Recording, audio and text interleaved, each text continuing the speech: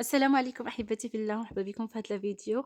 إن شاء الله يلقاكم في تمام الصحة والعافية. كيف غادي تشوفوا إن شاء الله أنايا غادي نشرمل لا دانت. كيف كتشوفوا البنات بواحد الشرمولة اللي ساهلة بزاف بزاف. كتكون إما كديروها كعادية أولا كديروها بالشحمة، كتجي صراحة زوينة. هذا البنات بالنسبة لهذا الفخذ ديال لا داند، ماشي الصدر ديالو، الفخذ ديال لا داند هذا. صافي كنبقى على الطريقة حتى نقطّع كلشي، لأن ملي كنجيبوها البنات حيت كنجيبو هاد لادان راه ضروري أنكم تغسلوه. كنغسلوه أنا بالحامض مزيان، مزيان، مزيان. المهم ملي كنخوي عليه شوية ديال الماء، نقطّع عليه الحامض ونخليه فيه واحد شوية. صافي كتبدا داك الماء كيطلع كيولي بيض. صافي نشدو، كنصفيه، المهم نشلو مزيان داك الماء ونعاود نشلو. صافي كنصفيه وكنخليه وكنعاود ليه التقطاع كيف كتشوفوا، لأن كيكون قطع غلاضين بزاف. صافي ومني كنقطعهم كلهم كندوز للحشوة، عفوا كندوز للشرمولة.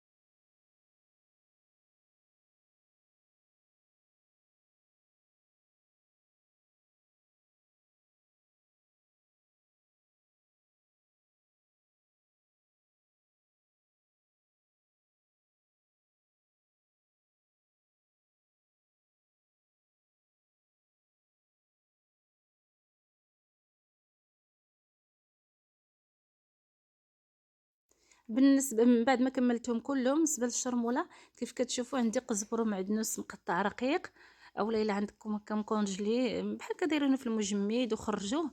المهم أنا متوفر عندي واحد شوية درتو. عندي الحرقوم بلدي درتو بواحد الكمية شوية اللي كتشوفوا مهمة. من بعد ما درت الحرقوم بلدي غادي نضيف التوابل المتبقية. عندي هنايا القزبور مطحون، المهم القزبور يابس مطحون. عندي الإبزار، وعندي غادي ندير الكمون. هذا البنات راه طحناهم باقيين جدادين والريحه ديالهم زوينه. الكمون شويه كنديرها بزايد، وبطبيعه الحال غادي نضيف الملحه. كيف قلت لكم البنات بغيتو تضيفوا الشحمه، حكوا شويه ديال الشحمه فيها، راه كتعطي واحد المذاق اللي فنيون البنات. وبطبيعه الحال غادي نضيف شويه ديال زيت الزيتون. كاين اللي كيضيف الخل، كاين اللي كيعصر شويه ديال الحامض، المهم لكم الاختيار في كل شيء. عندي واحد شوية ديال الشحمة ديال الكلوة غادي نحك واحد، نحكها إن شاء الله. وبالنسبة للفصوص ديال الثوم ديروا 2 فصوص ديال الثوم أولا فص ديال الثوم أولا البودرة ديال الثوم، لكم الاختيار. صافي غادي نمزج هاد المكونات مع بعض جيدًا حتى إلا كان مستحسن أنه يبقى واحد شوية على جنب حتى كيتشرب مزيان. ما كنتوش كنتو زربانين بيه راه كيجي في نفس الوقت كيجي زوين. نتمنى إن شاء الله الفكرة تكون واضحة وتنال الاستحسان ديالكم. صافي غادي نحركها مزيان مزيان.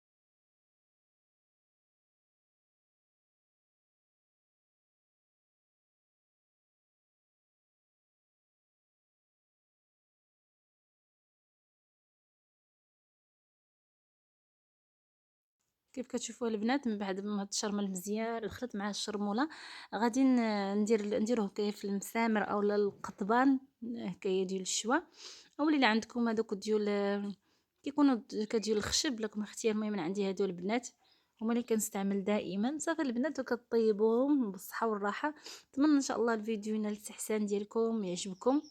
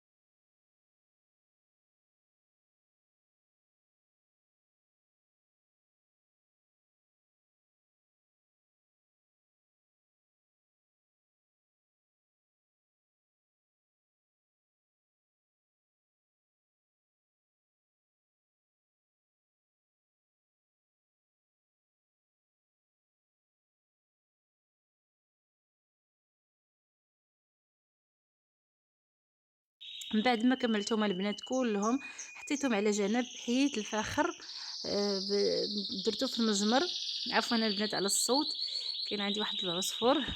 المهم البنات درتهم فوق الفاخر حتى طابوا من جوج ديال الجوانب. اللي هكايا ما بغات بحال كطيبهم هكا كيجيو واعرين، كدير شويه فوق المجمر صافي وكتحطهم فوق منهم. ضروري البنات يتحمروا لكم شويه باش يجوا زويونين ويعطوا واحد المذاق اللي زويون. نتمنى الفيديو يعجبكم وينال الاستحسان ديالكم. السلام عليكم.